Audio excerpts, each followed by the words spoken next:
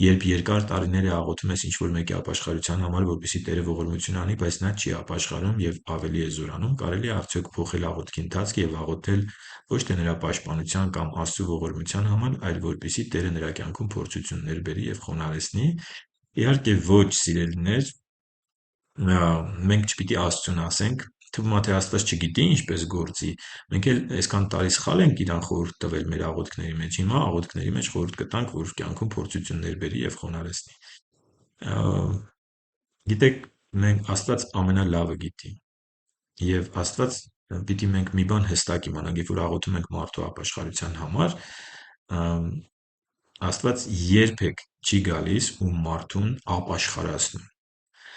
Ոչ մի հավատացյալ չի կարող մյուսին ապաշխարացնի եւ նույնպես Աստված։ Աստված մարդուն տվել է ազատ կամք։ Աստված կարա նպաստի, որ մարդը ապաշխարի։ Աստված կարա իրավիճակներ ստեղծի, խոսք ուղարկի իր ծառաների միջոցով, վկայություններ իր ծառաների միջոցով, երազներ տա, տեսիլքներ տա, զգուշացումներ, բայց Աստված մարդու սիրտը չի մտնում ու նրան այնպես անում, որ ինքը ապաշխարի։ Աստված մարդուն տվել է ազատ կամք։ Եվ դրա համար, երբ որ ձեր աղոթքները երկար ժամանակ չեն պատասխանում, այդ չի նշանակում, որ Աստված մոռացել է ձեր հարազատին եւ ինքը զբաղված է ուրիշներին ապաշխարացնելով, հիմա ժամանակ չկա ձեր հարազատին ապաշխարացնելու։ Այդպես չի, այդպեսին չի Աստված։ Ուղղակի մենք պիտի հասկանանք, որ բացի այն, որ Աստված ամեն ինչ անում է, որ մարդը ապաշխարի, մարդը ունի ազատ կամք եւ իր ազատ որոշում թե չապաշխարի։ Դրա համար մեր աղոթքները պիտի լինեն խնդրանքի աղոթքներ եւ չդադարեք աղոթել, որ Աստված գործի այդ մարդու կյանքում եւ դուք էլ եղեք օրինակ, բարի, հավատքի կյանքի օրինակ այդ մարդու համար, հեզության, խոնարհության օրինակ, ձեր փոխված կյանքը նույնպես վկայություն կարա լինի եւ ձեր հարազատները Աստծո խոսքը ասում է, որ նաեւ աղոթեք իրանց համար, բայց ավելի շատ ձեր ապրած կյանքն է, որ իրանց տանելու է ապաշխարության։ Ոչ թե ձեր այսպես մարդիկ կան, որ հավատացյալ են դառնում, իրանց ասում են մենք հավատացյալ ենք,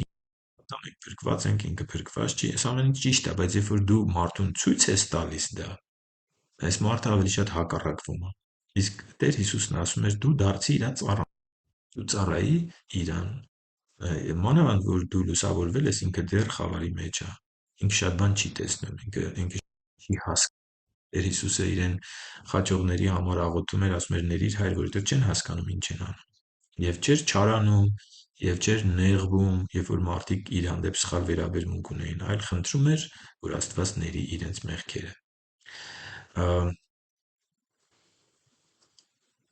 Իմ խորհուրդն է, որ շարունակեք աղոթել եւ չմտածեք, որ Աստված է ուշացնում իր ապաշխարությունը, մերժում ապաշխարությունը։ Բայց շարունակեք աղոթել, որ Աստված ապաշխարության հնարավորություն տա, մեղքերը ների, այդ պատնեշը մեղքի վերացնի, ողորմություն անի եւ նաեւ համապատասխան մարդկանց հանդիպեցնի եւ իր խոսքը թե տեսիլքների, թե երազների, թե մարդկային վկայությունների տեսքով բերի, որպեսզի այդ կարծր սիրտը փափկի, խոնարհվի ու ապաշխարի մարդը։ Սա կարծում եմ ճիշտ աղոթք է։